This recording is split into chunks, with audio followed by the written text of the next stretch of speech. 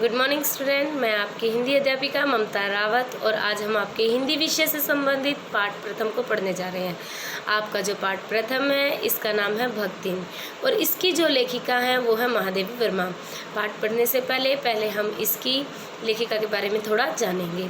महादेवी वर्मा जो है इनका जन्म 1907 में फर्रुखाबाद उत्तर प्रदेश के अंतर्गत हुआ। देखिए बेटे, इन्होंने अपने जीवन में बहुत सारी रचनाएं लिखी और अपनी उत्कृष्ट रचनाओं के कारण इन्हें उत्तर प्रदेश सरकार द्वारा ज्ञानपीठ पुरस्कार से सम्मानित किया गया और भारत सरकार ने इन्हें पद्म भूषण से सम्मानित किया गया। परंतु 1987 में ये महान विभूति हमसे दूर चली गई और इलाहाबाद में इनका निधन हो गया। साहित्य सेवी और समाज सेवी, ये दोनों ही रूपों में महादेवी वर्मा जो थी वो बहुत ही ज़्यादा प्रतिष्ठित थी। इन्होंने अपने जीवन काल में बहुत सारे साहित्य में महिलाओं के उत्थान से संबंधित बातों को लिखा और उनके उत्थान को प्रेरित किया। महादेवी वर्मा ने जो ये पाठ लिखा है वो भी महिलाओं को ही समर्पित है। चलिए इनके परिचय के पश्चात अब हम इनके पाठ को शुरू करते हैं। महादेवी वर्मा जी का जो ये पाठ है उसका नाम पढ़कर ही आपको लगता होगा कि ये भक्तिन कौन है। भक्तिन एक सीधी सादी महिला है। भक्तिन जिसका वास्तविक नाम लक्ष्मी है, लेकिन महादेवी वर्मा ने उनकी सेवा से प्रभावित होकर उन्हें भक्तिन नाम दिया था। महादेवी वर्मा जो हैं वो उनकी सेवा से बहुत ज़्यादा प्रभावित हो गई थी, इसलिए वो उनके वास्तविक नाम लक्ष्मी से उन्हें नहीं पुकारती थी, अपितु उन्हें भक्तिन कहती थी। बचपन में ही भक्तिन की माता की मृत्यु हो गई थी। सौतेली माँ ने 5 वर्ष की आयु में ही उनका विवाह कर दिया और 9 वर्ष की आयु में उन्हें ससुराल भेज दिया। देखिए बेटे, जिस उम्र में जो बच्चे गुड्डे गुड़ियों से खेलते हैं, ऐसी स्थिति में ऐसे समय में भक्तिन पर जिम्मेदारियों का पहाड़ टूट पड़ा था। देखिए ससुराल में, लेकिन दुर्भाग्य यहीं ख़त्म नहीं हुआ। भक्तिन जो थी, जो जब ससुराल गई तो वहाँ पर उसने 3 बेटियों को जन्म दिया और जो उस समय में सबसे बड़ा कलंक माना जाता था कि यदि कोई महिला बेटियों को जन्म देती है तो वो सम्मान के योग्य ही नहीं मानी जाती थी और जिस कारण उसे सास और जेठानियों की उपेक्षा सहनी पड़ती थी। सास और जेठानियाँ जो थी उनके पुत्र थे और वो अपने आप को बहुत ही सौभाग्यशाली समझती थी। ये मानती थी कि उन्होंने पुत्रों को पैदा किया है, इसलिए उन्हें पूर्ण सम्मान मिलना चाहिए और भक्तिन जिसने पुत्रियों को जन्म दिया है वो तो किसी सम्मान के अधिकारी ही नहीं है।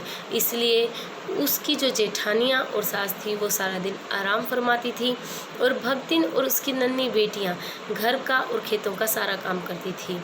अब भक्तिन पर जब इतने कष्ट थे, परंतु वहाँ पर उसका एक सकारात्मक पक्ष ये था कि भक्तिन का जो पति था वो भक्तिन से बहुत प्रेम करता था, उसको बहुत सम्मान देता था। अपने पति के इसी सहारे पर वो कष्टों से उबरने के लिए अपने परिवार से अलग हो गई और उसने उन सब सुख सुविधाओं को अपने श्रम के बल पर एकत्रित कर लिया और सुख से जीवन जीने लगी। परंतु दुर्भाग्य ऐसा था कि यहाँ भी उसने भक्तिन का पीछा नहीं छोड़ा और अचानक से भक्तिन के पति की मृत्यु हो गई। अब जो भक्तिन थी वो मैंने बताया संघर्षशील थी, कर्मठ थी, परिश्रमी थी। इसी वजह से उसने बहुत सारी संपत्ति जोड़ ली थी। अब जो उसके जेठ जेठानी थे उनकी पूरी कोशिश रहती थी कि वो किस तरीके से भक्तिन की संपत्ति को हड़प लें और वो चाहते थे कि क्यों ना भक्तिन का दूसरा विवाह करवा दिया जाए और फिर उसके पति को बहला फुसलाकर इसकी सारी संपत्ति अपने नाम कर ली जाए। परंतु भक्तिन समझदार थी, वो जानती थी कि उसके जेठ जेठानियों के मन में क्या षड्यंत्र चल रहा है, इसलिए उसने विवाह करने से इनकार कर दिया। परंतु जब उसके ससुराल पक्ष वाले बिल्कुल ही नहीं माने तब उसने अपना सिर मूंड लिया, अर्थात अपने सिर के जो केश थे, जो स्त्री की सज्जा माने जाते हैं, स्त्री का श्रृंगार माने जाते हैं, उसने उन्हें कटवा दिया और वह सन्यासिन बन गई और उसने यह ऐलान कर दिया कि अब वो सन्यासियों जैसा जीवन व्यतीत करेगी, अब उससे विवाह की कोई बात नहीं करे। इस प्रकार से उसका यहाँ पर विवाह करवाने वाला जो षड्यंत्र था वो जेठ जेठानियों ने छोड़ दिया। लेकिन अब जो भक्तिन थी उसकी पुत्रियाँ बड़ी हो रही थी उसके पास संपत्ति भी बहुत हो गई थी। तब भक्तिन ने सोचा क्यों ना अपनी पुत्री का विवाह कर दिया जाए। जब उसने अपनी पुत्री का विवाह किया बड़ी का, तब अपने जमाई अर्थात अपने दामाद को भी अपने घर पर ही रख लिया और सब संपत्ति की देखरेख करने के लिए उन्हें कह दिया। अब जो उसकी बेटी और उसका दामाद था वो घर की देखभाल करते, उसकी संपत्ति की सुरक्षा करते, कार्य करते। परंतु भक्तिन का दुर्भाग्य जो था वो बहुत बड़ा था। वो उसका पीछा छोड़ने का नाम ही नहीं ले रहा था। एक दिन अचानक से भक्तिन की जो बेटी थी उसके पति की भी मृत्यु हो गई और मृत्यु के कारण जो भक्तिन की बेटी थी अब वो भी अकेली रह गई। फिर से वही समस्या आ गई कि इस संपत्ति की देखरेख कौन करेगा। जेठ जेठानी फिर से षड्यंत्र करने लग गए कि किस तरीके से इसकी संपत्ति को हथियाया जाए। पहले उन्होंने भक्तिन की शादी की बात की थी, परंतु अब वो उसकी बेटी की शादी करवाना चाहते थे और वो भी उसका जेठ अपने साले से। उसके जेठ का जो साला था वो नशेड़ी, शराबी और एक तरीके से तीतरबाज कहने का तात्पर्य होता है जो खाली समय गवाता रहता है, आलसी होता है, वो इस तरीके का था। वो सोच रहे थे कि अपने साले से मैं इसका विवाह करवा दूं तो उसे बहला फुसला कर उसकी संपत्ति अपने नाम करवा लूँगा। लेकिन उसकी बेटी भी जो भक्तिन थी उसकी बेटी भी बिल्कुल भक्तिन की तरह बुद्धिमान थी। वो समझ रही थी कि उसके जो ताऊ चाचा हैं वो उसका विवाह क्यों करवाना चाहते हैं, इसलिए उसने विवाह से मना कर दिया। परंतु उन्होंने एक षड्यंत्र चला और जो उसका साला था उसने उसके साथ ज़बरदस्ती करने का प्रयास किया। बेटी जो थी वो जब उसने उससे ज़बरदस्ती करने का प्रयास किया तो जो उसकी बेटी थी उसने इसका विरोध किया, लेकिन उसके जेठ जेठानियों ने पंचायत की। अब पंचायत ने क्या किया, पंचायत कहने लगी कि समाज में ऐसी महिला को कौन अपनाएगा जो किसी और पुरुष के साथ पाई गई हो। ऐसी स्थिति में जो पंचायत होती है वो ज़बरदस्ती विवाह करवा देती है उसकी बेटी का उसके जेठ के साले के साथ।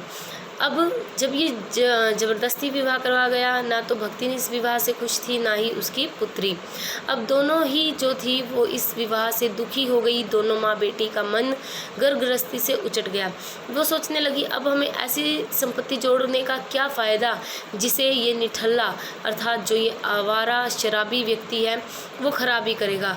इस प्रकार उनका मन बिल्कुल उचट गया। उन्होंने बिल्कुल ही श्रम से काम से अपना जो दिल था वो उतार लिया, जिसके कारण क्या हुआ, निर्धनता आ गई, उनके घर में गरीबी आ गई। और आप सभी को पता है पहले लगान प्रथा होती थी। जब खेत में अच्छी फसल नहीं हुई तो जमींदार ने लगान मांगा, लेकिन भक्तिन वो लगान नहीं चुका पाई। अब जमींदार ने लगान न चुकाने के कारण भक्तिन को सारा दिन धूप में खड़ा रखा और यह भक्तिन के लिए सबसे बड़ा अपमान था। अपमानित होने के पश्चात भक्तिन ने मन बनाया कि अब वो ऐसी जगह पर रहेगी नहीं जहाँ पर उसका सम्मान ही ना बचा हो। तब भक्तिन जो है वो निश्चय करती है कि अब वो शहर की तरफ जाएगी अपनी जीवन को चलाने के लिए। अब देखिए कितना बड़ा ये फैसला था उसका, जिस व्यक्ति ने अपनी आधी से ज़्यादा उम्र गांव में व्यतीत की हो वो व्यक्ति उस जगह को छोड़कर कहीं अन्य जाकर अपने जीवन को चलाने की सोचता है। इस प्रकार से यह भक्तिन का एक नया ही रूप था जब वो शहर की तरफ चल पड़ती है। जब वो शहर में आती है तो उसकी मुलाकात महादेवी वर्मा से होती है। महादेवी वर्मा के पास जब वो आ जाती है तो वह महादेवी जो है उनकी सेविका बन जाती हैं। भक्तिन के मन में महादेवी के प्रति बहुत आदर, समर्पण और अभिभावक के समान अधिकार भाव है। अर्थात भक्तिन जो है वो कहने के लिए भले ही उसकी सेविका हो, लेकिन वो महादेवी वर्मा का एक माता के समान ख्याल रखती है। वह छाया के समान महादेवी वर्मा के साथ रहती है। वह रात भर जाग कर चित्रकारी या लेखन के कार्य में व्यस्त अपनी मालकिन की सेवा का कोई भी अवसर ढूंढ लेती है। अर्थात कोई भी क्षण ऐसा जाता ही नहीं है जब भक्तिन अपनी मालकिन को अकेला छोड़े। अपने इसी समर्पण भाव के कारण वह महादेवी को बिल्कुल बदल देती है। यद्यपि महादेवी वर्मा जो है वो मालकिन है, लेकिन वो भक्तिन को नहीं बदल पाती। भक्तिन महादेवी वर्मा को बदल देती है। अब भक्तिन के हाथ का महादेवी वर्मा जो है वो एक सेल्फ डिपेंड लेडी हैं, वो लेखिका थी, वो अपनी पसंद का खाती थी, अपनी पसंद का पहनती थी। लेकिन जब से भक्तिन उसके पास आई, भक्तिन ने उसे अपने हाथ का मोटा देहाती खाना बनाकर खिलाया। महादेवी का स्वाद ही बदल गया, क्योंकि भक्तिन जो थी वो एक माता के अधिकार से उन्हें खाने के लिए देती थी, तो महादेवी वर्मा उन्हें मना नहीं कर पाती थी। वे भक्तिन जो थी वो महादेवी वर्मा को अपने गांव के किस्से सुनाती, कहानियाँ सुनाती, अपनी भाषा में महादेवी वर्मा के साथ बोलती। तो धीरे धीरे महादेवी वर्मा अपनी भाषा छोड़कर भक्तिन के साथ उसी की भाषा में बात करती, जिससे धीरे धीरे महादेवी वर्मा जो थी देहातन बन गई और जो भक्तिन थी वो शहर वाली नहीं बन पाई। अर्थात हम कह सकते हैं कि जो महादेवी वर्मा है वो भक्तिन को शहरी नहीं बना पाई, अपितु जो भक्तिन है उन्होंने महादेवी वर्मा को देहातन बना दिया। अब देखिए महादेवी जो भक्तिन है, भक्तिन में बहुत सारे गुण थे, लेकिन इसके साथ साथ उसमें कुछ अवगुण भी थे।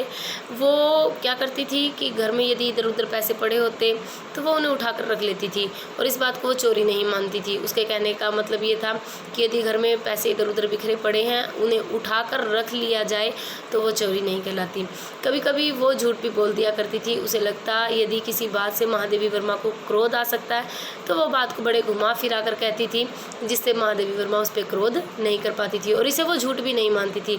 वो कहती थी कि यदि किसी बात को कहने से किसी व्यक्ति का क्रोध कम हो सकता है तो वो झूठ की श्रेणी में नहीं आता। सबसे बड़ी बात क्या थी कि जो भक्तिन थी वो स्वयं को कभी बदलना नहीं चाहती थी, अपितु वो दूसरे को बदलना पसंद करती थी।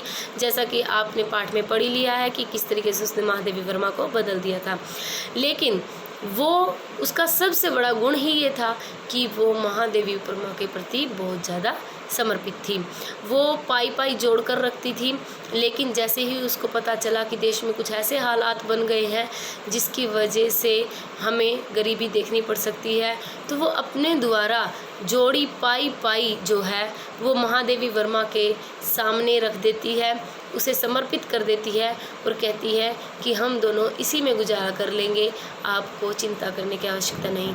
अब आप देख सकते हैं कि वो महादेवी वर्मा को कितना प्रेम करती थी कि उसने अपने द्वारा जोड़ी हुई जो थोड़ी बहुत रकम थी, राशि थी, वो महादेवी वर्मा को दे दी। अब देखिए महादेवी वर्मा जो थी वो बहुत उत्कृष्ट लेखिका थी, छायावादी लेखिका थी, समाज के कल्याण के लिए भी लिखती थी और राष्ट्र के कल्याण के लिए भी लिखती थी।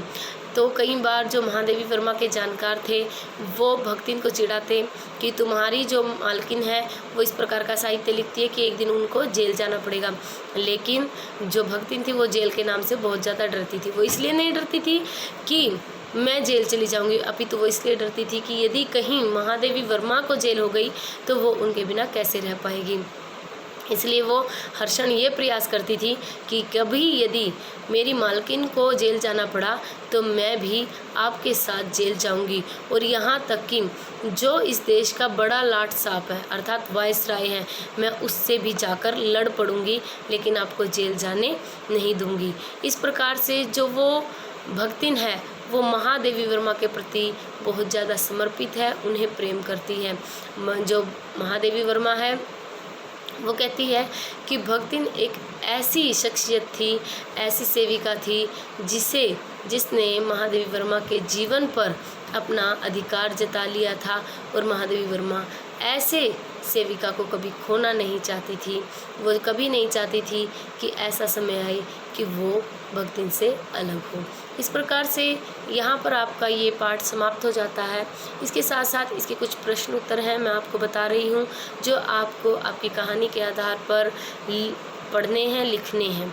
अब इसका पहला प्रश्न बनता है, भक्तिन अपना वास्तविक नाम लोगों से क्यों छुपाती थी। मैंने आपको बताया ही था कि नाम तो उसका लक्ष्मी था, लेकिन वो उसके पास उसके जीवन में गरीबी और दुर्भाग्य था। वो इसलिए नहीं बताती थी कि कहीं लोग उसका उपहास ना उड़ाएं, और उसको भक्तिन नाम लेखिका ने दिया था उसकी भक्ति भावना से प्रेरित होकर। दो कन्या रत्न पैदा करने पर भक्तिन पुत्र महिमा में अंधी अपनी जेठानियों द्वारा घृणा व उपेक्षा की शिकार कैसे बनी। ऐसी घटनाओं से ही अक्सर यह धारणा चलती है कि स्त्री स्त्री की दुश्मन होती है। क्या आप इससे सहमत हैं? देखिए, हम बिल्कुल सहमत हैं कि कन्या रत्न पैदा करने के बाद यदि समाज में कोई कन्या को पैदा करता है तो उसे सम्मान नहीं दिया जाता, और जहाँ पर ये बात बताई गई है स्त्री ही स्त्री की दुश्मन होती है, क्योंकि उसकी जो जेठानियाँ ही थी जो उसे अपमानित करती थी, उसे बार बार ये जताती थी कि उसने लड़कियों को पैदा किया है। यानी जो पुरुष वर्ग था वो उसे इतना अपमानित नहीं करता था जितना कि स्त्री वर्ग करता था। इसलिए हम कह सकते हैं स्त्री ही स्त्री की शत्रु होती है। भक्तिन की बेटी पर पंचायत द्वारा जबरन पति थोपा जाना एक दुर्घटना भर नहीं बल्कि विवाह के संदर्भ में स्त्री के मानवाधिकार, विवाह करे या न करे अथवा किससे करे, इसकी स्वतंत्रता को कुचलते रहने की सदियों से चली आ रही सामाजिक परंपरा का प्रतीक है। कैसे? भक्तिन की बेटी के संदर्भ में पंचायत द्वारा किया गया न्याय तर्कहीन और अंधे कानून पर आधारित है। भक्तिन के जेठ ने संपत्ति के लालच में षड्यंत्र कर भोली बच्ची को धोखे से जाल में फंसाया। पंचायत ने निर्दोष लड़की की कोई बात नहीं सुनी और एक तरफा फैसला कर उसका जबरदस्ती विवाह उसके जेठ के निकम्मे साले से करवा दिया। विवाह के इस संदर्भ में स्त्री के अधिकारों को कुचलने की परंपरा हमारे देश में सदियों से चली आ रही है। अर्थात पहले भी हमारे समाज में लड़कियों से कभी नहीं पूछा जाता था कि वो किससे विवाह करें, कैसे करें, और वो करना चाहती भी हैं या नहीं करना चाहती, और यही बात इस पाठ में दर्शाई गई है। भक्तिन अच्छी है ये कहना कठिन होगा क्योंकि उसमें दुर्गुणों का अभाव नहीं है। लेखिका ने ऐसा क्यों कहा है? देखिए, मैंने बताया था आपको कि भक्तिन बहुत अच्छी है, वो लेखिका के प्रति समर्पित है, परंतु उसमें बहुत सारे अवगुण हैं। जैसे बताया था मैंने, वो पैसों को चुरा लेती है, वो झूठ भी बोलती है, वो दूसरों को अपनी इच्छा अनुसार बदल देती है, और वो कई बार शास्त्रीय बातों की व्याख्या अपने तरीके से कर देती है। भक्तिन द्वारा शास्त्र के प्रश्न को सुविधा से सुलझा लेने का क्या उदाहरण है? अब देखिए बेटा, कई बार भक्तिन जो थी वो क्या करती थी, अपनी बात को सही मनवाने के लिए कहती थी कि ये बात शास्त्रों में लिखी है। और इस बात का क्या उदाहरण देती है लेखिका कि लेखिका को भक्तिन का सिर मुंडवाना बिल्कुल पसंद नहीं था, यानी वो अपने केश कटवाती थी तो लेखिका को ये बिल्कुल पसंद नहीं था। जब लेखिका उसे मना करती तो भक्तिन उसको क्या कहती कि ऐसा शास्त्रों में लिखा है कि तीर्थ गए मुंडाए सिद्ध, अर्थात जो सिर को मुंडाता है वो तीर्थ गए सिद्ध के बराबर होता है। इस प्रकार से, लेकिन जब लेखिका पूछती कि किस शास्त्र में लिखी हुई है तब उसके पास कोई जवाब नहीं होता, लेकिन फिर भी वो कहती कि मैंने शास्त्रों में ऐसी बात सुनी है। तब लेखिका चाह कर भी उसे मना नहीं कर पाती थी। भक्तिन के आ जाने से महादेवी अधिक देहाती कैसे हो गई थी? मैंने आपको पाठ के अंतर्गत बताया कि जो भक्तिन है वो लेखिका को बिल्कुल बदल देती है, वो उसे देहाती खाना खिलाती है, उसे देहाती भाषा सिखा देती है। इस प्रकार से महादेवी वर्मा वो नहीं रहती जो वो पहले थी। आपको इस प्रकार से ये पाठ कंप्लीट करना है। आपने अपनी कॉपी में इसके प्रश्न उत्तर भी लिखने हैं। इस प्रकार से आपका पाठ यहीं पर समाप्त हो जाता है। धन्यवाद।